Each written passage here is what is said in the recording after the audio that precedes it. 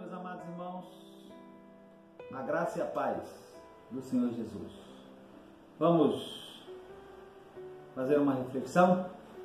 Eu quero convidar os irmãos hoje a refletirem comigo dentro do tema razões para se ter esperança em meio às dificuldades. E eu tenho anotado aqui pelo menos 4 razões para nós termos esperança em meio às dificuldades. A primeira delas, meus irmãos, é que o nosso Deus é misericordioso. O apóstolo Paulo, escrevendo Efésios capítulo 2, verso 4, ele diz que Deus é riquíssimo em misericórdia. O profeta Jeremias, escrevendo as suas lamentações no capítulo 3, verso 22, um verso que nós conhecemos muito bem, ele diz que as misericórdias do Senhor são a causa de nós não sermos consumidos, porque as suas misericórdias não têm fim. O profeta Daniel, meus irmãos, estando em cativeiro, ele faz uma oração a Deus. Está lá no capítulo 9, verso 18. E nessa sua oração ele pede que Deus incline os ouvidos e que Deus abra os olhos para a desolação do povo e para a cidade que era chamada pelo seu nome.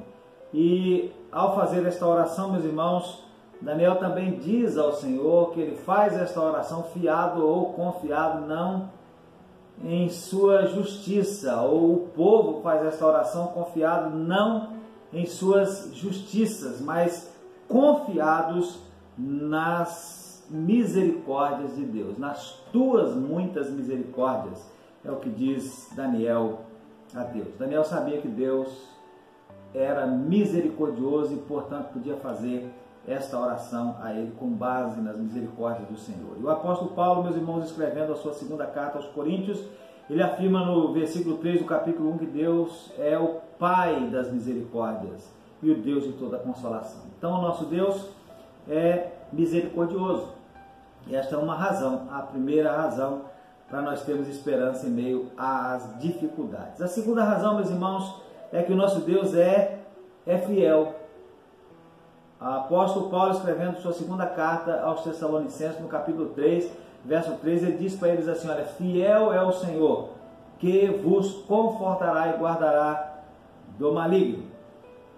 Lá em Deuteronômio capítulo 7, verso 7 a 9, meus irmãos, nós vemos que o Senhor não tomou prazer em vós, o povo de Israel, nem vos escolheu, porque a vossa multidão era mais do que todos os outros povos, pois vós éreis menos, na verdade menos, em número do que todos os povos, mas porque o Senhor vos amava. O Senhor tomou prazer em vós porque o Senhor vos amava. E continua dizendo que também, meus irmãos, para guardar o juramento que jurara a vossos pais, o Senhor vos tirou com mão forte e vos resgatou da casa da servidão, da mão de Faraó, rei do Egito. Saberás, pois, que o Senhor teu Deus é Deus, o Deus fiel, que guarda o conserto e a misericórdia até 1000 gerações aos que o amam e guardam os seus mandamentos. Em outras palavras, meus irmãos, estava sendo dito ao povo que Deus tinha um conserto, Deus tinha uma aliança com os patriarcas,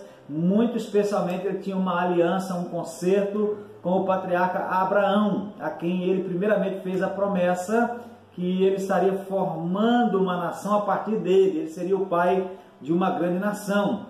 E na sua descendência, ou no seu descendente, seriam abençoadas todas as famílias da terra. E agora está sendo dito aqui que Deus estava cumprindo aquele juramento, cumprindo aquela promessa, porque Ele é Deus fiel. Aquilo que Ele prometeu, Ele cumpre, Ele guarda o conserto, Ele guarda a sua aliança e a sua misericórdia até 1000 gerações daqueles que o amam e guardam os seus mandamentos. Então Deus é fiel, as suas promessas, todas elas serão cumpridas. E há, meus irmãos, um grande número de promessas dentro da palavra de Deus que dizem respeito a nós. E então nós podemos ficar tranquilos, ter esperança mesmo em meio às dificuldades. E nós podemos, meus irmãos, ter essa esperança até mesmo em face da morte.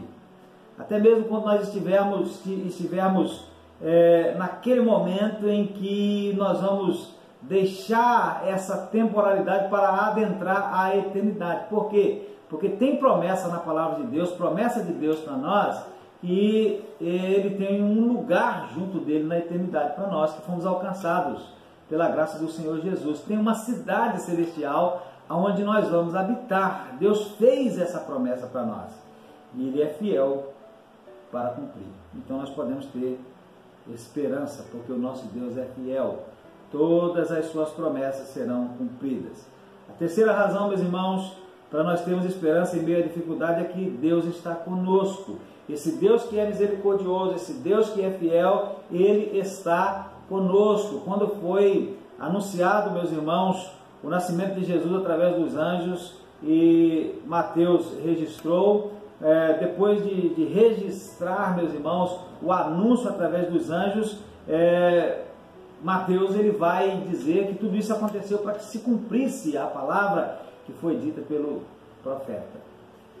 profeta Isaías, lá no capítulo 7, verso 14. Ele vai dizer que a virgem conceberá e dará à luz um filho, e ele será chamado Emanuel, ou será conhecido pelo título de Emanuel. E Emanuel significa Deus conosco. Então Jesus é Deus conosco, Jesus é Deus entre nós. Jesus é o Deus que se fez carne e veio habitar entre nós na pessoa do Filho.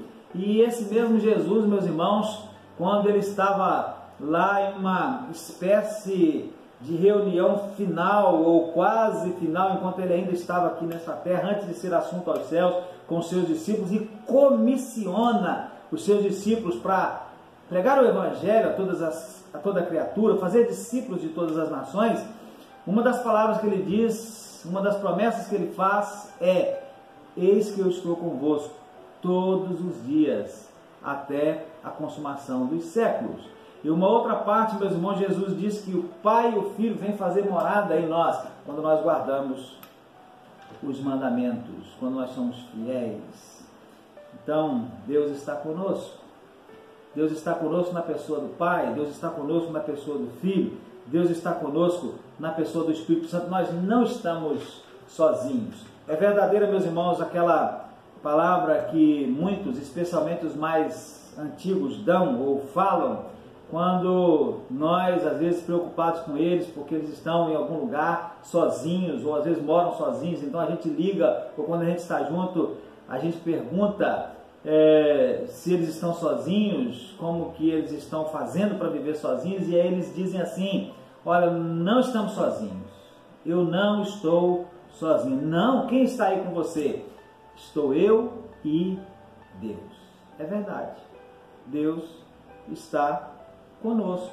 E no meio nas dificuldades, Deus está conosco, nos ajudando a vencer todas as dificuldades. Então Deus é misericordioso, Deus é fiel e Deus está conosco. São razões para nós termos esperança em meio às dificuldades. E a quarta e a última razão que eu quero compartilhar com os irmãos é que esse Deus que é misericordioso, que é fiel, que está conosco, Ele trabalha em meio ao nosso sofrimento, desenvolvendo o nosso caráter, desenvolvendo o nosso conhecimento, desenvolvendo a nossa fé. É assim, meus irmãos, que diz a palavra de Deus. O apóstolo Paulo, escrevendo aos Romanos, ele diz que Deus trabalha em todas as coisas para o bem daqueles que o amam, que são chamados segundo o seu decreto, né?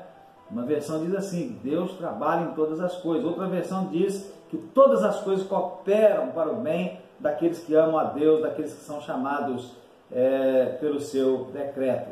Em Jó, meus irmãos, capítulo 42, lá no capítulo final de Jó, meus irmãos, nós temos uma palavra bem interessante, quando Jó, lá no final da sua aprovação, né, depois de fazer alguns questionamentos, nós sabemos que Jó não perdeu a sua fé em Deus, que Jó não blasfemou contra Deus, mas que durante a sua aprovação, Jó ele fez alguns questionamentos. Jó ele fez algumas reclamações diante de Deus. Mas quando chega aqui no final, meus irmãos, no capítulo 42, nós encontramos Jó respondendo ao Senhor e dizendo: bem sei que tudo podes, e nenhum dos teus pensamentos pode ser impedido. Quem é aquele, dizes tu, que sem conhecimento encobre o conselho? Por isso eu falei, do que não entendia, coisas que para mim eram maravilhosíssimas e que eu não compreendia. Escuta-me, pois, e eu falarei, eu te perguntarei, tu ensina-me. Com o ouvido, os meus ouvidos ouvi, mas agora te veem os meus olhos. Por isso eu me abomino e me arrependo no pó e na cinza. Então, por esse texto, meus irmãos, nós vemos que no meio de toda a provação, Jó aprendeu mais sobre Deus. Está aí no verso número 5, com o ouvido dos meus olhos eu ouvi, mas agora te veem os meus olhos. Com o ouvido dos meus ouvidos eu ouvi, mas agora te veem os meus olhos. Ou conforme diz outra versão, antes eu te conhecia de ouvir falar, mas agora os meus olhos te veem. Então ele aprendeu mais sobre Deus. Ele aprendeu mais também sobre si mesmo, porque depois de refletir em algumas coisas que ele havia feito, ele reconhece a sua fraqueza naquelas questões, naqueles momentos, e ele demonstra arrependimento. Ele aprendeu mais sobre si mesmo. Ele aprendeu a reconhecer a onipotência de Deus. Está no verso número 2. Bem sei que tudo podes e nenhum dos teus pensamentos pode ser impedido, ou nenhum dos teus planos pode ser frustrado. E aí nesse mesmo verso 2 nós vemos que Jó aprendeu que Deus tem tudo planejado e que vai executar tudo conforme o seu planejamento. Então, o tempo de sofrimento obedece ao planejamento de Deus. E o tempo da bonança, o tempo de ser livre do sofrimento, vem conforme o planejamento de Deus. Então Deus trabalha, está trabalhando em todas as coisas, até mesmo em meio ao nosso sofrimento. E Ele desenvolve o nosso caráter, Ele desenvolve o nosso conhecimento, Ele desenvolve a nossa fé. Então são razões para nós termos esperança. O nosso Deus é misericordioso, o nosso Deus é fiel, o nosso Deus está conosco e no meio do nosso sofrimento Deus está trabalhando em nós, nos desenvolvendo o nosso caráter, desenvolvendo o nosso conhecimento, desenvolvendo a nossa fé.